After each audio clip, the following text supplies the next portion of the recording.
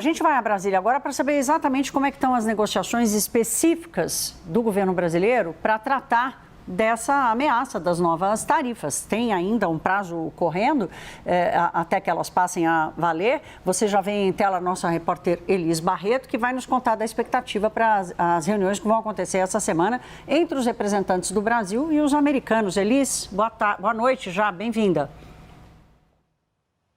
Boa noite para você, Thaís, e para todos que nos acompanham. A primeira reunião aconteceu no sábado, mas ela teve um cunho mais político. O Brasil foi representado pelo ministro do Desenvolvimento, Indústria, Comércio e Serviços, o Márcio Elias. Também participou da reunião a secretária de Comércio Exterior, Tatiana Prazeres, além de embaixadores. E por parte do governo americano, o representante do USTR, o Jameson Greer. A previsão para essa semana é que o encontro seja mais técnico. Além disso, Thaís, tem também a previsão de que nos próximos 15 dias, Jameson Greer se encontre também com outros ministros da esplanada dos ministérios, essa reunião também que deve acontecer remotamente. Bom, integrantes da esplanada dos ministérios disseram que nessa reunião de sábado, o Brasil voltou a rebater os argumentos dos Estados Unidos utilizados para aquela recomendação de imposição de tarifa de 25%. O Brasil também voltou a reforçar que a gente tem um déficit na balança comercial junto com os Estados Unidos, ou seja, a gente exporta mais para o país americano do que compra deles.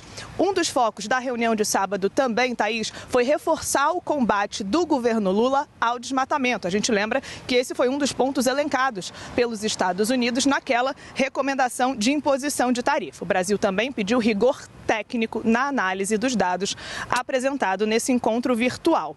Bom, a princípio, Thaís, não tem nenhuma avaliação por parte do governo brasileiro sobre a disposição do governo americano sobre a negociação dessas tarifas. O encontro de sábado ainda foi muito inconclusivo. O Palácio do Planalto, então, prefere aguardar as próximas reuniões. E como a gente já disse aqui na CNN anteriormente, o governo brasileiro também não pretende atender a nenhuma demanda dos Estados Unidos naquele longo comunicado. Então, por exemplo, qualquer concessão ou limitação no âmbito do PITS não está na agenda do governo brasileiro, mas o Palácio do Planalto pretende ali negociar outros pontos, como, por exemplo, a possibilidade de mudar a orientação diplomática e retirar o veto imposto a um acordo global sobre o comércio eletrônico no âmbito da OMC, Organização Mundial do Comércio. Essa retirada desse veto é um ponto bem importante para a gestão de Donald Trump. A gente vai seguir acompanhando essas negociações, as reuniões que devem acontecer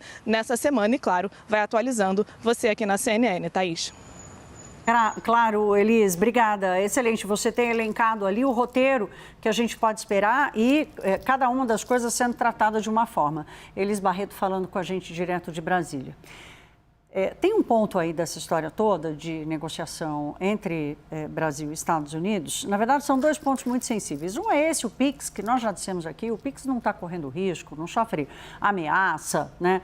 Tudo faz parte ali de um posicionamento político e isso é da política. Agora, na realidade, o PIX não sofre ameaça. Tem um outro ponto, que é a regulação das Big Techs, que é uma briga que os Estados Unidos estão comprando com o mundo inteiro. Não está sendo diferente aqui com o Brasil e temos novidade, né? O julgamento das Big Techs no Supremo Tribunal Federal está acontecendo e isso pode gerar alguma dificuldade. E é para isso que a gente recebe agora a nossa Edilene Lopes falando direto de Brasília. Edilene, bem-vinda à Hora H.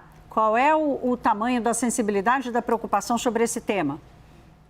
Boa noite, Thaís. Boa noite a toda a nossa audiência. Fontes da diplomacia brasileira consideram que o julgamento das Big Techs, esses recursos apresentados por elas em relação aos questionamentos sobre o Marco Civil da Internet no Brasil, podem travar essa reunião principal entre Brasil e Estados Unidos, entre o presidente Lula e o presidente Donald Trump. Nos questionamentos, entre os principais incômodos dessas Big Techs estão a responsabilização por posts feitos por usuários e também a necessidade de criação de canais de atendimento aqui no Brasil.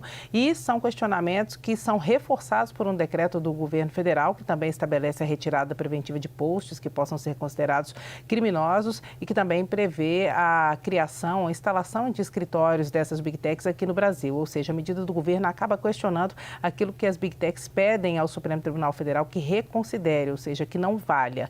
Então, esse é um ponto de tensão muito forte neste momento, mas que não necessariamente preocupa o Palácio do Planalto, porque, no fim das contas, a leitura do governo brasileiro é que essa história dos das Big Techs, essa história da taxação, do tarifaço, na verdade, seja muito relacionada à família Bolsonaro. Caiu no colo dos Bolsonaro. Então, o governo brasileiro quer resolver, mas se não ficar resolvido, a conta está para Flávio Bolsonaro, Jair Bolsonaro e Eduardo Bolsonaro. Inclusive, as pesquisas internas do Partido dos Trabalhadores e do governo federal, da pré-campanha de Lula, mostram que fazer esse discurso para o presidente Lula eleitoralmente é bom, que é um discurso da soberania, é um discurso anti-sistema, considerando o que está sendo imposto pelos Estados Unidos e pedido pelas Big Techs. Então, no final das contas, a colheita eleitoral para o presidente Lula, mesmo que não haja solução para o tarifaço, é boa, porque o tarifaço caiu na conta de Flávio Bolsonaro. Então, no fim das contas, esse é um ponto que pesa. O Palácio do Planalto sabe que pode atrapalhar essa reunião, mas não necessariamente atrapalha o presidente Lula. As eleições estão daqui a pouco, já em outubro, se não for resolvido agora.